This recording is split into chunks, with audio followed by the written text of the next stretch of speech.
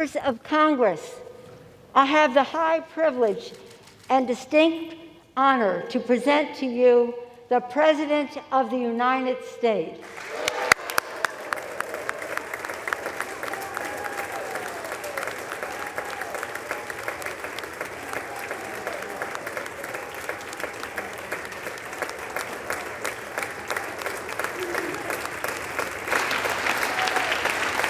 Thank you, thank you, thank you.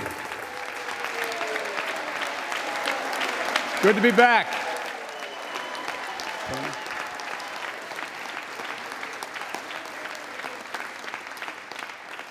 Mitch and Chuck will understand it's good to be almost home, down the hall. Anyway, thank you all. Madam Speaker, Madam Vice President.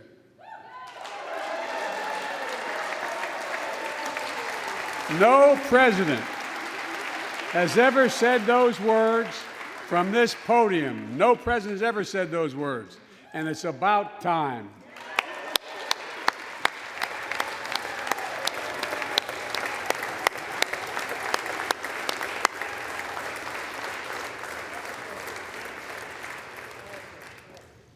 First Lady, I'm her husband. Second Gentleman, Chief Justice, members of the United States Congress and the Cabinet, distinguished guests, my fellow Americans. While the setting tonight is familiar, this gathering is just a little bit different. A reminder of the extraordinary times we're in. Throughout our history, presidents have come to this chamber to speak to Congress, to the nation, and to the world, to declare war, to celebrate peace, to announce new plans and possibilities. Tonight, I come to talk about crisis and opportunity, about rebuilding the nation, revitalizing our democracy, and winning the future for America. I stand here tonight, one day shy of the 100th day of my administration. 100 days since I took the oath of office and lifted my hand off our family Bible and inherited a nation, we all did, that was in crisis.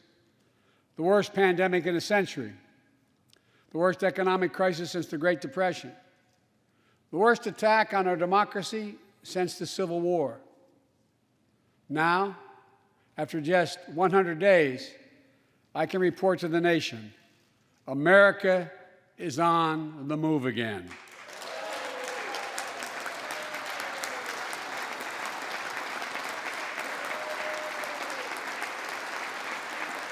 Turning peril into possibility, crisis to opportunity, setbacks into strength.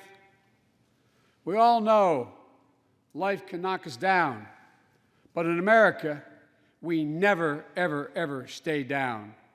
Americans always get up. Today, that's what we're doing.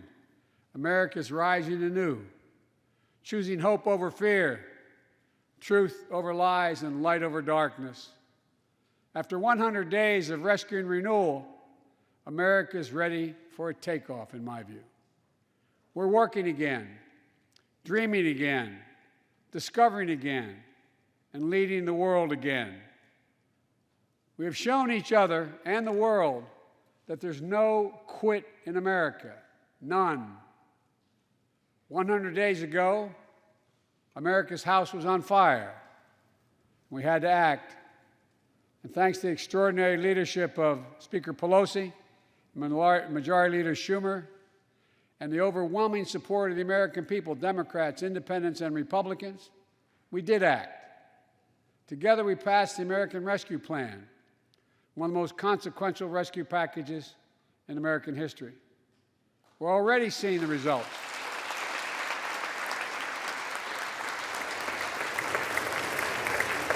We're already seeing the results.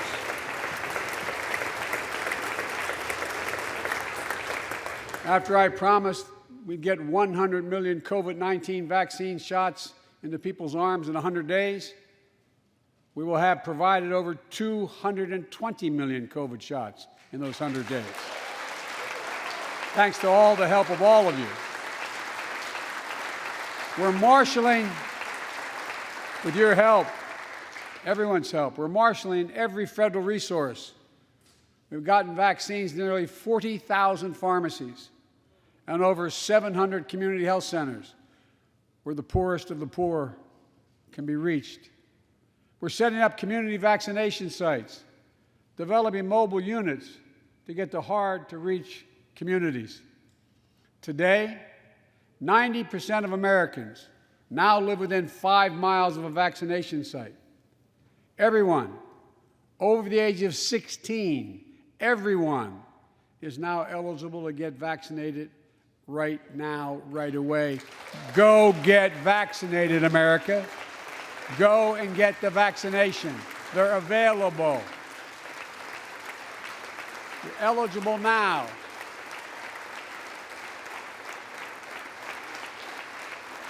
When I was sworn in on January 20th, less than 1% of the seniors in America were fully vaccinated against COVID-19. 100 days later, 70% of seniors in America over 65 are protected, fully protected.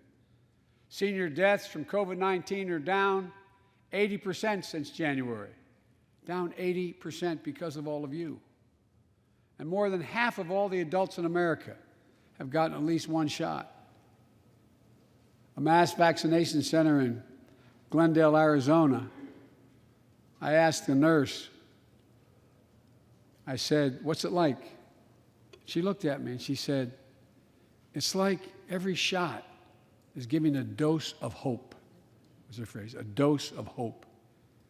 A dose of hope for an educator in Florida who has a child suffering from an autoimmune disease. Wrote to me, said she's worried, and she was worried about bringing the virus home. She said she then got vaccinated at a large site in her car. She said she sat in her car when she got vaccinated and just cried out of joy and cried out of relief. Parents, seeing the smiles on their kids' faces for those who are able to go back to school because the teachers and school bus drivers and cafeteria workers have been vaccinated. Grandparents, hugging their children and grandchildren instead of pressing hands against a window to say goodbye. It means everything. Those things mean everything. You know, there's still, you all know it, you know it better than any group of Americans, there's still more work to do to beat this virus. We can't let our guard down. But tonight, I can say, because of you, the American people, our progress these past 100 days against one of the worst pandemics in history has been one of the greatest logistical achievements this country's ever seen. What else have we done in those first 100 days? We kept our commitment, Democrats and Republicans, of sending $1,400 rescue checks to 85% of American households. We've already sent more than 160 million checks out the door. It's making a difference. You all know it when you go home. For many people, it's making all the difference in the world. The single mom in Texas who wrote me, she said she couldn't work, but she said the relief check put food on the table and saved her and her son from eviction from their apartment. A grandmother in Virginia who told me she immediately took her granddaughter to the eye doctor, something she said she put off for months because she didn't have the money. One of the defining images, at least from my perspective in this crisis, has been cars lined up for miles. And not people just barely able to start those cars, nice cars, lined up for miles, waiting for a box of food to be put in their trunk. I don't know about you, but I didn't ever think I'd see that in America.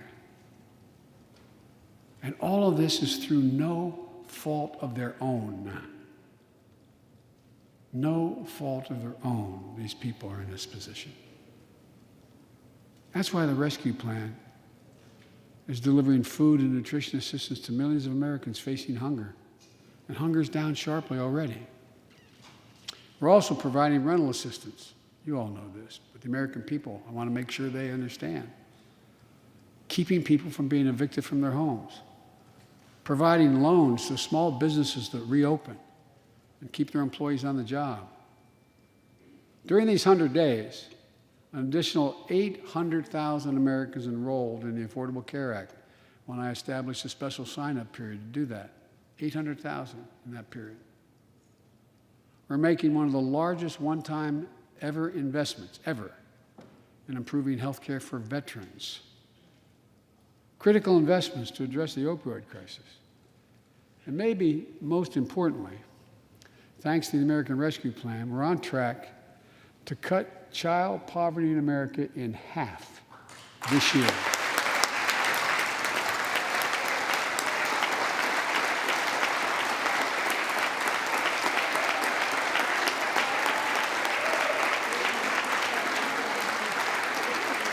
And in the process, while this was all going on, the economy created more than 1,300,000 new jobs in 100 days. More jobs in the first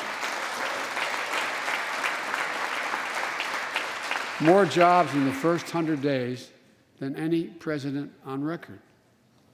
The International Monetary Fund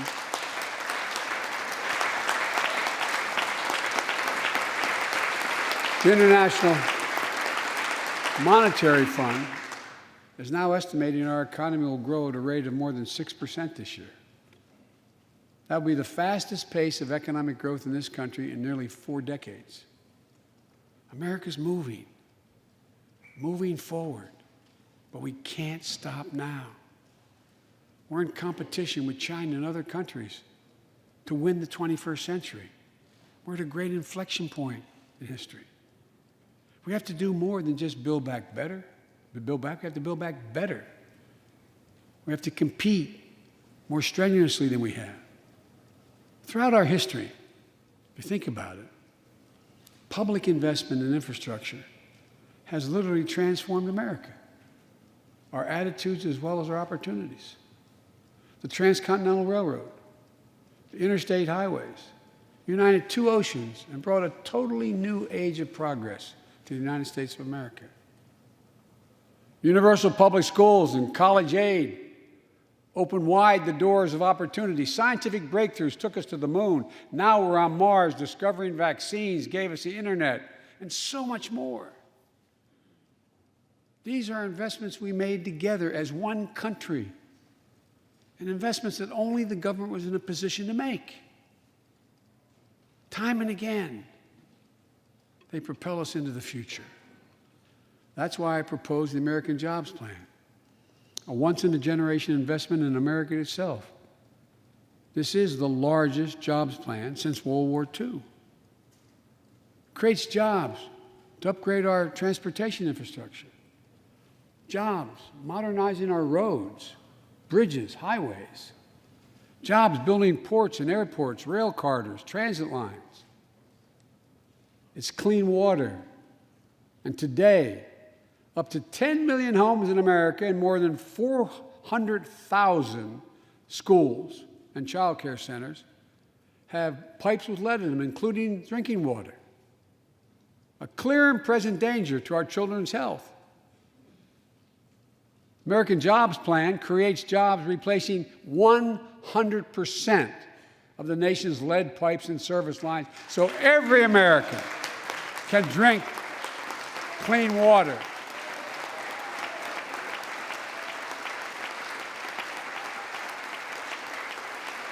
And in the process, it will create thousands and thousands of good-paying jobs.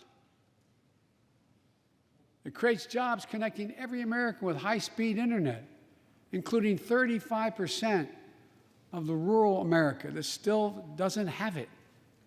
It's going to help our kids and our businesses succeed in the 21st century economy. And I'm asking the Vice President to lead this effort, if she would, because I know it will get done. Creates jobs building a modern power grid.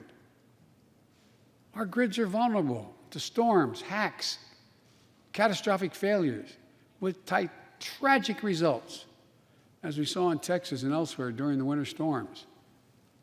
The American Jobs Plan will create jobs that lay thousands of miles of transmission lines needed to build a resilient and fully clean grid. We can do that. Look, the American Jobs Plan will help millions of people get back to their jobs and back to their careers. 2 million women have dropped out of the workforce during this pandemic. 2 million. And too often because they couldn't get the care they needed to care for their child or care for an elderly parent who needs help. 800,000 families are on the Medicare waiting list right now to get home care for their aging parent or loved one with disability. If you think it's not important, check out in your own district, Democrat or Republican, Democrat or Republican voters. Their great concern, almost as much as their children, is taking care of an elderly loved one who can't be left alone. Medicaid contemplated it, but this plan is going to help those families and create jobs for our caregivers with better wages and better benefits, continuing a cycle of growth. For too long, we've failed to use the most important word when it comes to meeting the climate crisis: jobs. Jobs. Jobs.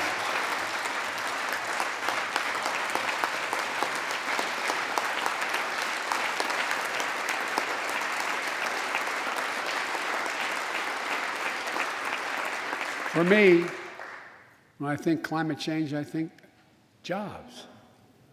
The American Jobs Plan will put engineers and construction workers to work building more energy-efficient buildings and homes. Electrical workers, IBEW members installing 500,000 charging stations along our highways so we can own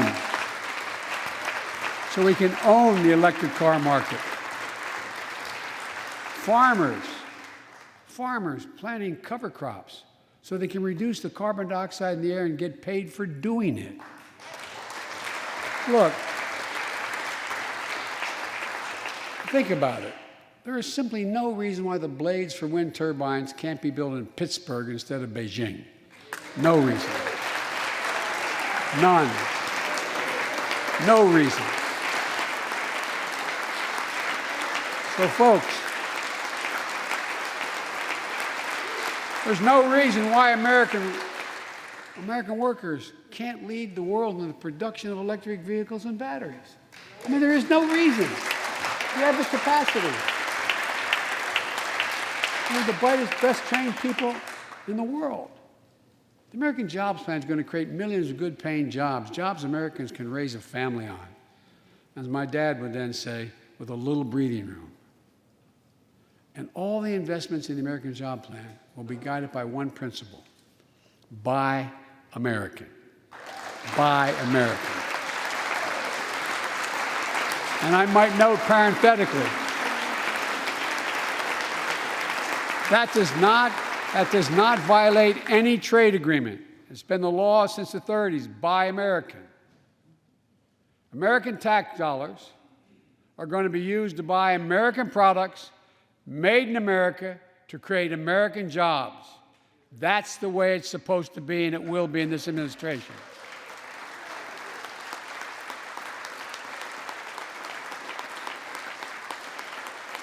And I made it clear to all my cabinet people, their ability to give exemptions has been strenuously limited. It will be American products. Now, I know some of you at home are wondering whether these jobs are for you. So many of you, so many of the folks I grew up with, feel left behind, forgotten, in an economy that's so rapidly changing. It's frightening. I want to speak directly to you, because you think about it. That's what people are most worried about. Can I fit in? Independent experts estimate the American Jobs Plan will add millions of jobs and trillions of dollars to economic growth in the years to come. It is an 8-year program. These are good-paying jobs that can't be outsourced. Nearly 90% of the infrastructure jobs created in the American Jobs Plan do not require a college degree. 75% don't require an associate's degree.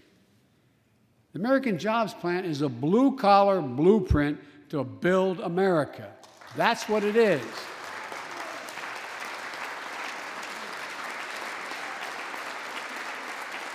And it recognizes something I've always said in this chamber and the other. Good guys and women on Wall Street, but Wall Street didn't build this country. The middle class built the country, and unions built the middle class. So that's why I'm calling on Congress to pass Protect the Right to Organize Act, the PRO Act, and send it to my desk so we can support the right to unionize. And by the way, while you're thinking about sending things to my desk, let's raise the minimum wage to $15. No one working 40 hours a week, no one working 40 hours a week should live below the poverty line. We need to ensure greater equity and opportunity for women. And while we're doing this, let's get the Paycheck Fairness Act to my desk as well, equal pay. It's been much too long. And if you wonder whether it's too long, look behind me. And finally, the American Jobs Plan will be the biggest increase in non-defense research and development on record. We'll see more technological change, and some of you know more about this than I do. We'll see more technological change in the next 10 years than we saw in the last 50. That's how rapidly artificial intelligence and so much more is changing. And we're falling behind the competition with the rest of the world. Decades ago, we used to invest 2% of our gross domestic product in America, 2% of our gross domestic product in research and development. Today, Mr. Secretary, that's less than 1%. China and other countries are closing in fast. We have to develop and dominate the products and technologies of the future. Advanced batteries, biotechnology, computer chips, clean energy. The Secretary of Defense can tell you, and those of you who work in national security issues know, the Defense Department has an agency called DARPA, the Defense Advanced Research Project Agency. The people who set up before I came here, and that's been a long time ago, to develop breakthroughs that enhance our national security. That's their only job. And it's a semi-separate agency. It's under the Defense Department. It's led to everything from the discovery of the internet to GPS and so much more that's enhanced our security. The National Institute of Health, the NIH, I believe, should create a similar advanced research projects agency for health. And here's what it would do. It would have a singular purpose: to develop breakthroughs to prevent, detect, and treat diseases like Alzheimer's, diabetes, and cancer. I'll still never forget when we passed the cancer proposal last year as vice president. Almost $9 million going to NIH. And if you excuse the point of personal privilege, I'll never forget you standing, Mitch, and saying, "Name it after my deceased son." It meant a lot. But so many of us have deceased sons, daughters, and relatives who died of cancer. I can think of no more worthy investment. I know of nothing that is more bipartisan, So let's end cancer as we know it. It's within our power. It's within our power to do it.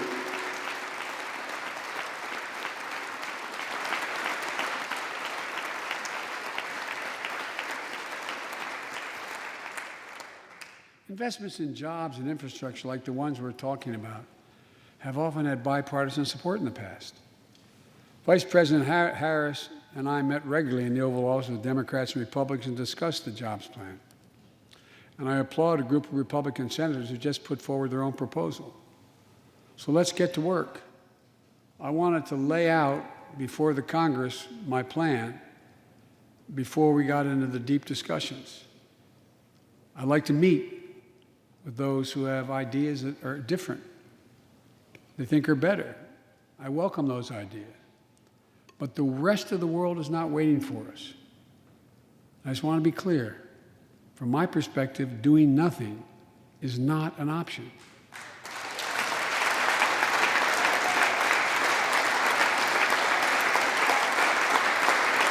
Look, we can't be so busy competing with one another that we forget the competition that we have with the rest of the world to win the 21st century. Secretary Blinken can tell you, I spent a lot of time with President Xi. Traveled over 17,000 miles with him. Spent, they tell me, over 24 hours in private discussions with him. When he called to congratulate him, we had a 2-hour discussion. He's deadly earnest about becoming the most significant, consequential nation in the world. He and others, autocrats, think that democracy can't compete in the 21st century with autocracies because it takes too long to get consensus. To win that competition for the future, in my view, we also need to make a once-in-a-generation investment in our families and our children. That's why I've introduced the American Families Plan tonight, which addresses 4 of the biggest challenges facing American families and in turn America. First is access to good education. When this nation made 12 years of public education universal in the last century, it made us the best educated, best prepared nation in the world. It's, I believe, the overwhelming reason that propelled us to where we got in the 20th century. But the world's caught up or catching up. They're not waiting. I would say parenthetically, if we were sitting down, we set a bipartisan committee together and said, okay, we're going to decide what we do in terms of government providing for free education. I wonder whether we'd think, as we did in the 20th century, that 12 years is enough in the 21st century.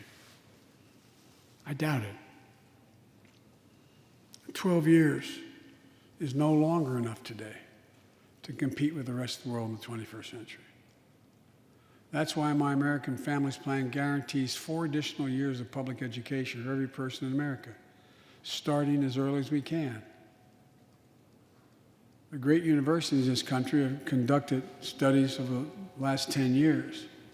It shows that adding 2 years of universal high-quality preschool for every 3-year-old and 4-year-old, no matter what background they come from, puts them in the position to be able to compete all the way through 12 years and increases exponentially their prospect of graduating and going on beyond graduation.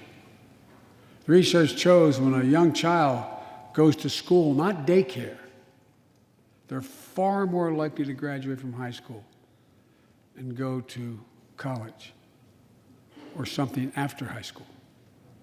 When you add 2 years of free community college on top of that, you begin to change the dynamic. We can do that.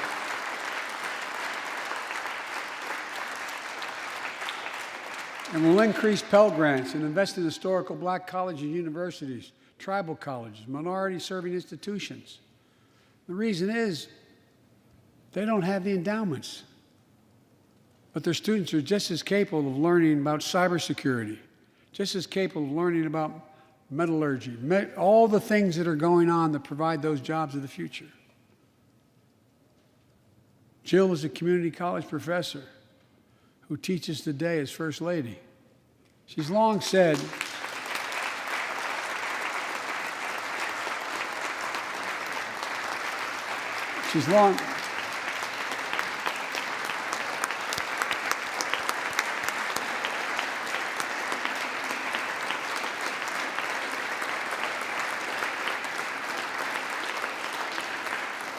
if I've heard it once, I've heard it 1,000 times. Joe, any country that out-educates us is going to outcompete us. She'll be deeply involved in leading this effort. Thank you, Jill. Second thing we need, American Families Plan will provide access to quality, affordable child care. We guarantee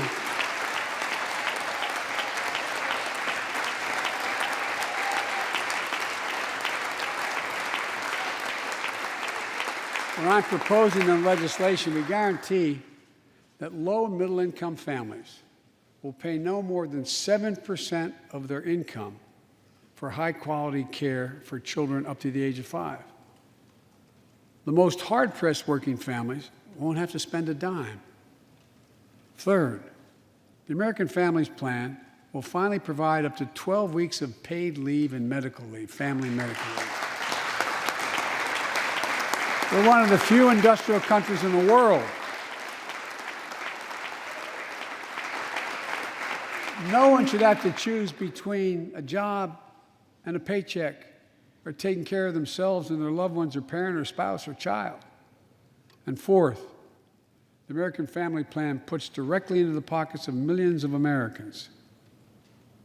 In March, we expanded tax credit for every child in a family, up to $3,000 per child if they're under 6 years of age. Over 6 years of age, and $3,600 for children over 6 years of age. With 2 parents, 2 kids, that's $7,200 in the pockets that are going to help take care of your family. And that will help more than 65 million children and help cut child care poverty in half. And we can afford it. So we did that in the last piece of legislation we passed. But let's extend that child care tax credit at least through the end of 2025.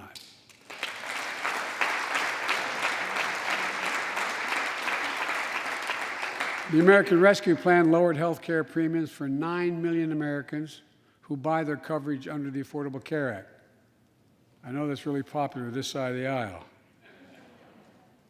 But let's make that provision permanent so their premiums don't go back up.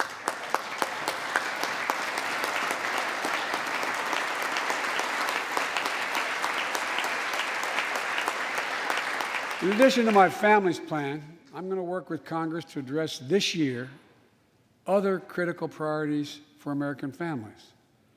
The Affordable Care Act has been a lifeline for millions of Americans, protecting people with pre-existing conditions, protecting women's health, and the pandemic has demonstrated how badly it's needed.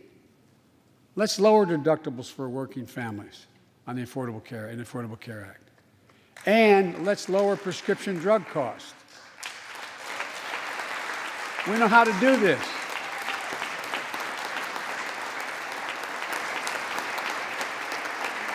The last president had that as an objective. We all know how outrageously expensive drugs are in America. In fact, we pay the highest prescription drug prices of anywhere in the world, right here in America. Nearly 3 times for the same drug, nearly 3 times what other countries pay. We have to change that, and we can. Let's do what we talked about for all the years I was down here in this body, in Congress. Let's give Medicare the power to save hundreds of billions of dollars by negotiating lower drug prescription prices.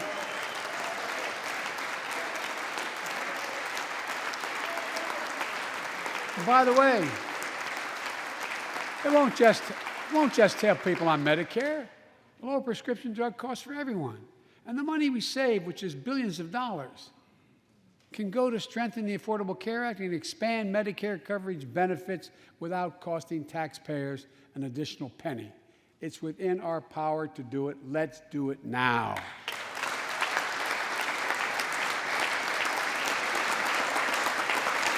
We've talked about it long enough, Democrats and Republicans. Let's get it done this year.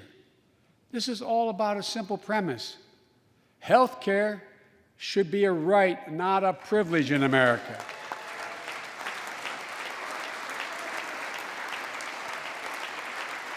So, how do we pay for my jobs and family plan? I made it clear we can do it without increasing the deficits. Let's start with what I will not do. I will not impose any tax increase on people making less than $400,000. But it's time for corporate America and the wealthiest 1% of Americans to just begin to pay their fair share. Just their fair share.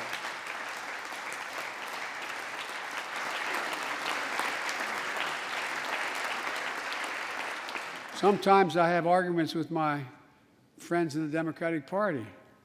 I think you should be able to become a billionaire and a millionaire, but pay your fair share. A recent study shows that 55 of the nation's biggest corporations paid zero federal tax last year. Those 55 corporations made in excess of $40 billion in profit. A lot of companies also evade taxes through tax havens in Switzerland and Bermuda and the Cayman Islands. And they benefit from tax loopholes and deductions for offshoring jobs and shifting profits overseas. It's not right. We're going to reform corporate taxes so they pay their fair share and help pay for the public investments their businesses will benefit from as well.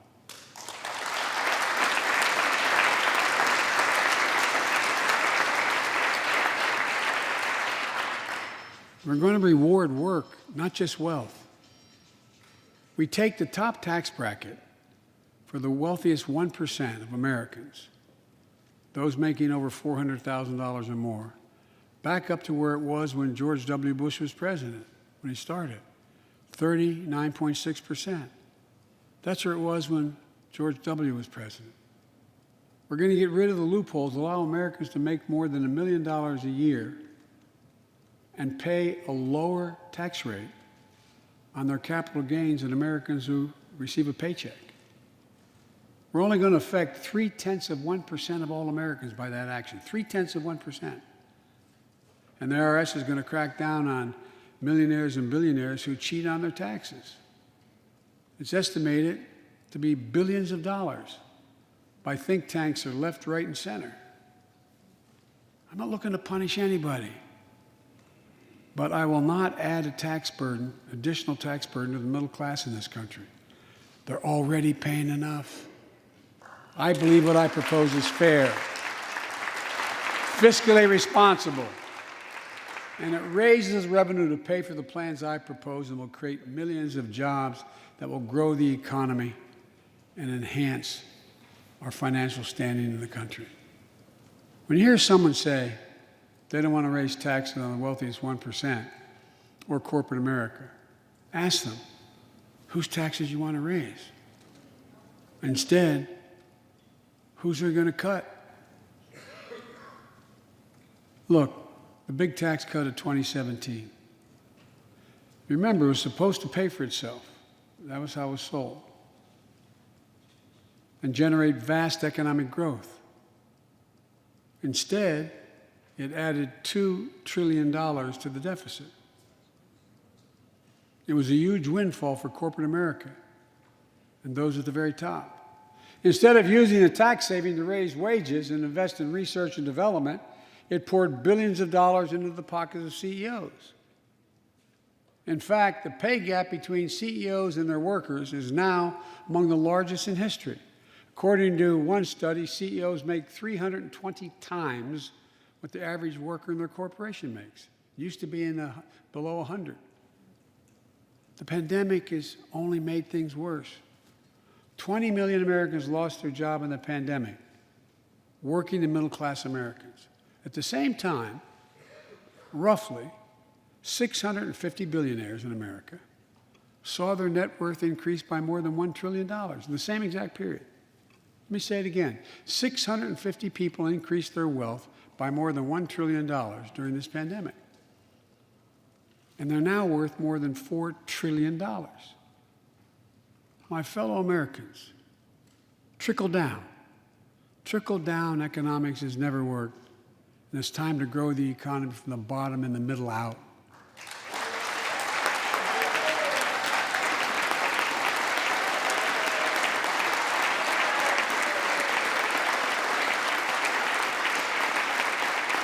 You know, there's a broad consensus of economists left, right, and center, and they agree what I'm proposing will help create millions of jobs and generate historic economic growth. These are among the highest values investments we can make as a nation. I've often said our greatest strength is the power of our example, not just the example of our power. In my conversations with world leaders, and I've spoken to over 38, 40 of them now, I've made it known that America's back. And you know what they say? The comment I hear most of all from them is they say, we see America's back, but for how long? But for how long? My fellow Americans, we have to show not just that we're back, but that we're back to stay, and that we aren't going to go it alone. We're going to do it by leading with our allies. No one nation can deal with all the crises of our time, from terrorism to nuclear proliferation, mass migration, cybersecurity, climate change, as well as what we're experiencing now, the pandemics. There's no wall high enough to keep any virus out.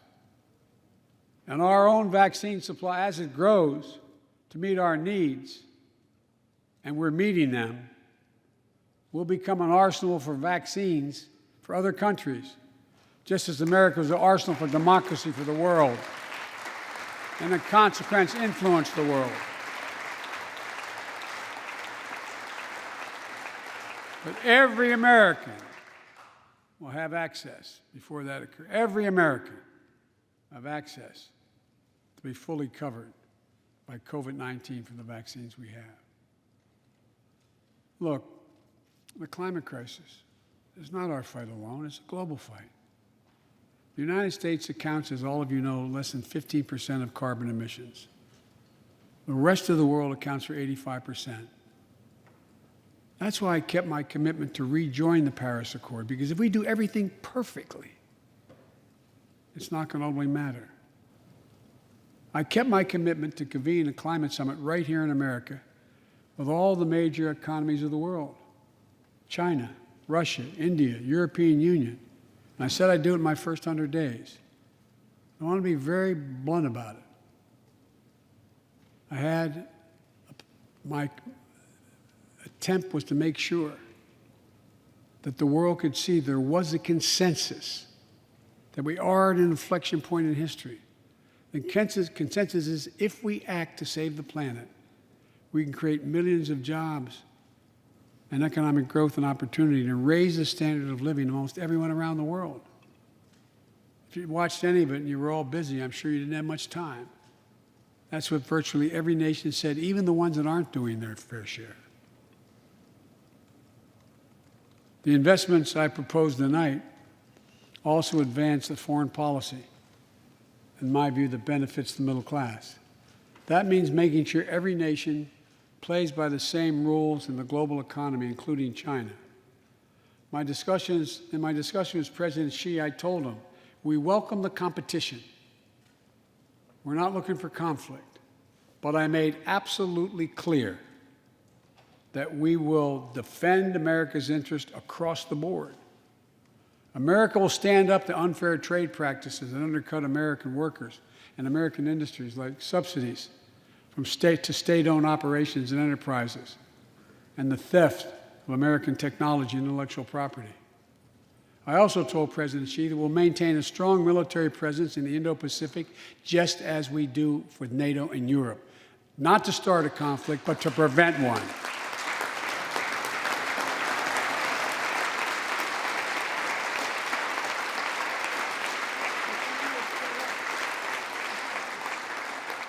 I told them what I've said to many world leaders, that America will not back away from our commitments, our commitment to human rights and fundamental freedoms and to our alliances.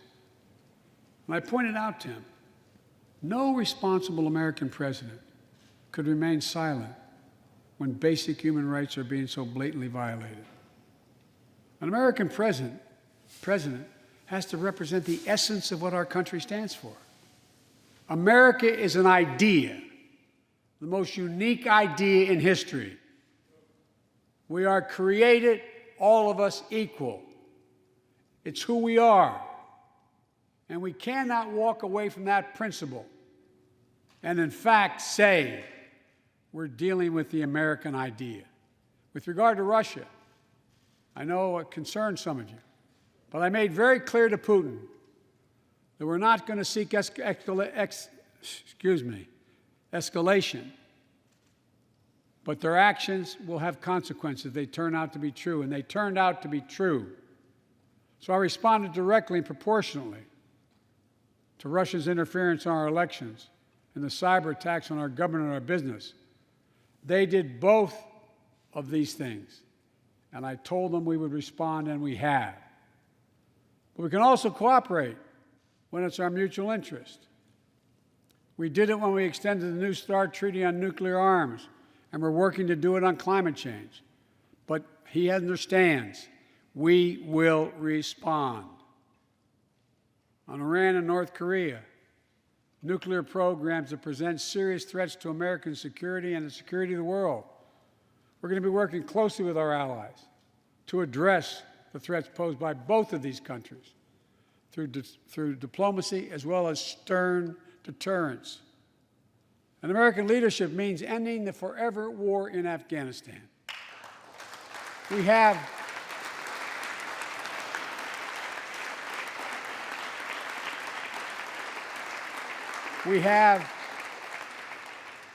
without hyperbole, the greatest fighting force in the history of the world. I'm the first president in 40 years that knows what it means to have a son serving in a war zone. Today, we have service members serving in the same war zone as their parents did. We have service members in Afghanistan who are not yet born on 9/11. The war in Afghanistan, as we remember the debates here, were never meant to be multi-generational undertakings of nation building. We went to Afghanistan to get the terrorists who attacked us on 9/11. And we said we would follow Osama bin Laden to the gates of hell to do it. If you've been in the upper Konar Valley, you've kind of seen the gates of hell. And we delivered justice to bin Laden. We degraded the terrorist threat of al-Qaeda in Afghanistan. And after 20 years of valor, and sacrifice, it's time to bring those troops home. Look,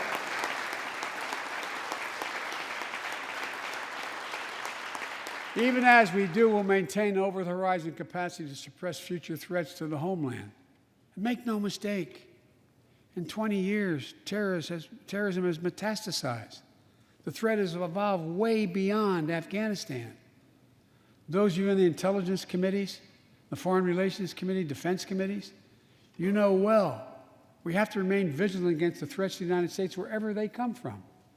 Al-Qaeda and ISIS are in Yemen, Syria, Somalia, other places in Africa, in the Middle East, and beyond. And we won't ignore what our intelligence agencies have determined to be the most lethal terrorist threat to the homeland today. White supremacy is terrorism. We're not going to ignore that either. My fellow Americans, look, we have to come together to heal the soul of this nation. It was nearly a year ago before her father's funeral when I spoke with Gianna Floyd, George Floyd's young daughter. She's a little tyke, so I was kneeling down to talk to her. so I could look her in the eye. She looked at me, she said, "My daddy changed the world." Well, after the conviction of George Floyd's murderer, we can see how right she was if we have the courage to act as a Congress. We've all seen the knee of injustice on the neck of Black Americans. Now's our opportunity to make some real progress. The vast majority of men and women wearing a uniform and a badge serve our communities, and they serve them honorably. I know them.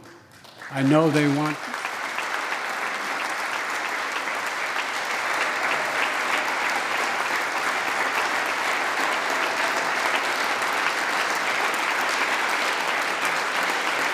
I know they want to help meet this moment as well. My fellow Americans, we have to come together to rebuild trust between law enforcement and the people they serve, to root out systemic racism in our criminal justice system, and to enact police reform in George Floyd's name that passed the House already. I know Republicans have their own ideas and are engaged in very productive discussions with Democrats in the Senate. We need to work together to find a consensus. But let's get it done next month, by the first anniversary of George Floyd's death.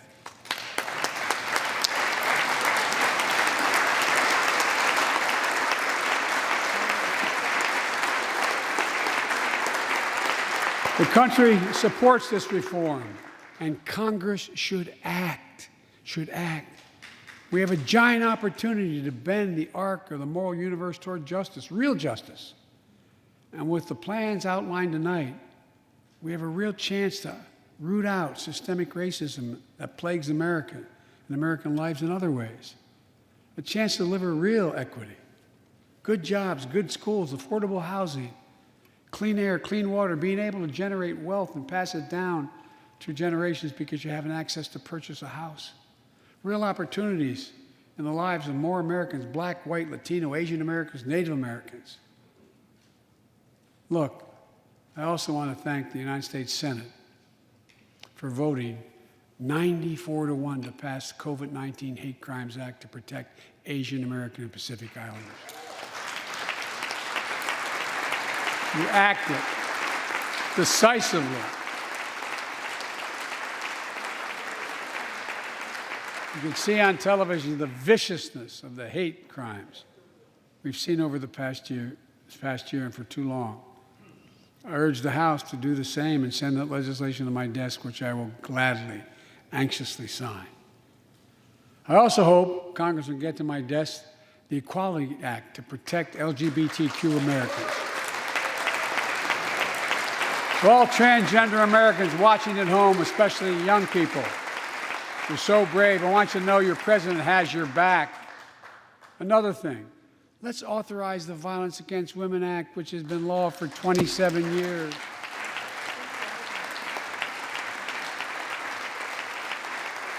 "27 years ago, I wrote it.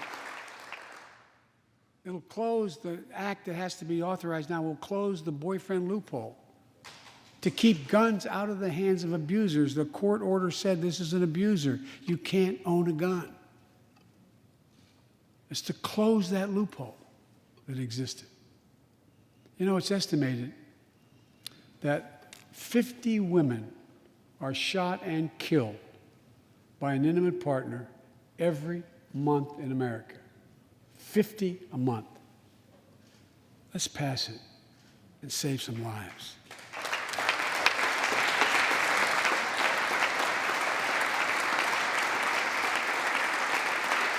And I need not tell anyone this, but gun violence has become an epidemic in America. The flag at the White House was still flying at half-mast for the 8 victims of the mass shooting in Georgia, when 10 more lives were taken in a mass shooting in Colorado. And in the week in between those two events, 250 other Americans were shot dead in the streets of America. 250 shot dead. I know how hard it is to make progress on this issue. In the 90s, we passed universal background checks. a ban on assault weapons and high-capacity magazines that hold 100 rounds that can be fired off in seconds. We beat the NRA. Mass shootings and gun violence declined. Check out the report over 10 years. But in the early 2000s, the law expired. We've seen daily bloodshed since. I'm not saying if the law continued, we wouldn't see bloodshed.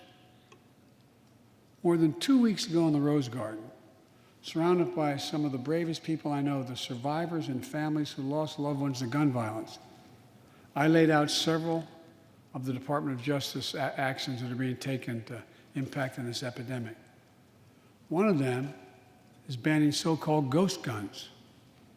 These are homemade guns built from a kit that includes directions how to finish the firearm. The parts have no serial numbers, so they show up at crime scenes and they can't be traced. The buyers of these ghost gun kits aren't required to pass any background check. Anyone, from a criminal or terrorist, could buy this kit and within 30 minutes have a weapon that's lethal, but no more. And I'll do everything in my power to protect the American people from this epidemic of gun violence, but it's time for Congress to act as well. Look,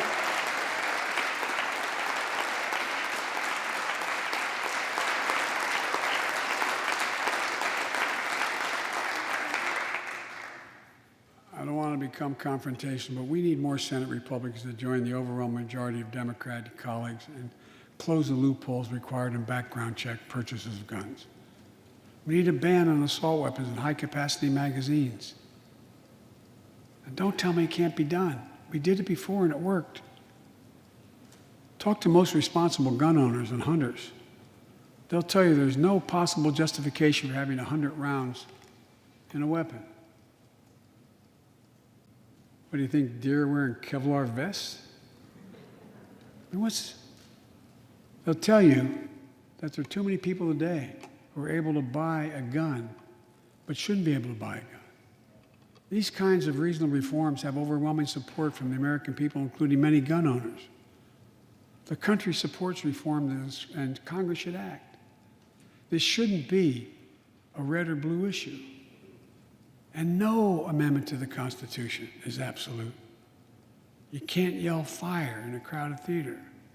From the very beginning, there were certain guns, weapons, that could not be owned by Americans. Certain people could not own those weapons ever. We're not changing the Constitution.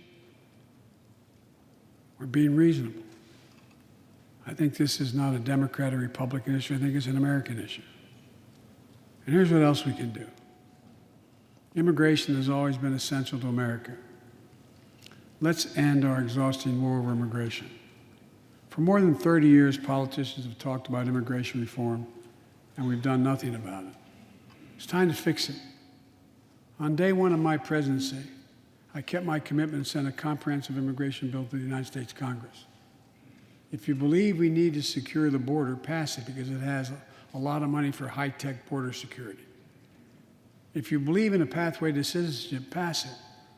There's over 11 million undocumented folks, the vast majority of here overstaying visas. Pass it. We can actually, if you actually want to solve a problem, I've sent a bill to take a close look at it. We also have to get at the root problem of why people are fleeing, particularly to our southern border from Guatemala, Honduras, and El Salvador. The violence, the corruption, the gangs, the political instability, hunger, hurricanes, earthquakes, natural disasters. When I was president, when I was vice president, the president asked me to focus on providing help needed to address the root causes of migration. And it helped keep people in their own countries instead of being forced to leave. The plan was working, but the last administration decided it was not worth it. I'm restoring the program and asked Vice President Harris to lead our diplomatic effort to take care of this. I have absolute confidence she'll get the job done. Now look, if you don't like my plan, let's at least pass what we all agree on. Congress needs to pass legislation this year to finally secure protection for dreamers. The young people have only known America as their home. And permanent protection for immigrants who are here on temporary protective status who came from countries beset by man-made and natural-made violence and disaster, as well as a pathway to citizenship for foreign workers who put food on our tables. Look, immigrants have done so much for America during this pandemic and throughout our history. The country supports immigration reform. We should act. Let's argue over it. Let's debate it. But let's act. And if we truly want to restore the soul of America, we need to protect the sacred right to vote. Most people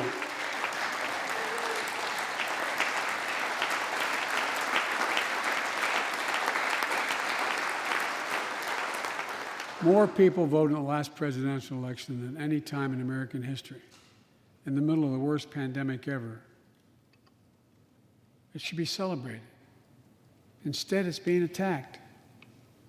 Congress should pass H.R. 1 and the John Lewis Voting Rights Act and send it to my desk right away. The country supports it, and Congress should act now. Look, in conclusion, as we gather here tonight, the image of a violent mob assaulting this Capitol, desecrating our democracy, remain vivid in all our minds. Lives were put at risk, many of your lives. Lives were lost. Extraordinary courage was summoned. The insurrection was an existential crisis, a test of whether our democracy could survive, and it did. But the struggle is far from over. The question of whether our democracy will long endure is both ancient and urgent, as old as our republic, still vital today. Can our democracy deliver on its promise that all of us, created equal in the image of God, had a chance to lead lives of dignity, respect, and possibility? Can our democracy deliver to the most pressing needs of our people? Can our democracy overcome the lies, anger, hate, and fears that have pulled us apart? America's adversaries, the autocrats of the world, are betting we can't. And I promise you, they're betting we can't. They believe we're too full of anger and division and rage. They look at the images of the mob that assaulted the Capitol as proof that the sun is setting on American democracy. But they're wrong. You know it, I know it. But we have to prove them wrong. We have to prove democracy still works, that our government still works, and we can deliver for our people. In our first 100 days together, we've acted to restore people's faith in democracy to deliver. We're vaccinating the nation. We're creating hundreds of thousands of new jobs. We're delivering real results to people. They can see it, feel it in their own lives. Opening doors of opportunity, guaranteeing some more fairness and justice. That's the essence of America. That's democracy in action. Our Constitution opens with the words, as trite as it sounds, "We the people." Well, it's time to remember that we, the people, are the government. You and I. Not some force in a distant capital. Not some powerful force that we have no control over. It's us. It's we, the people. In another era, when our democracy was tested, Franklin Roosevelt reminded us, in America, we do our part. We all do our part. That's all I'm asking.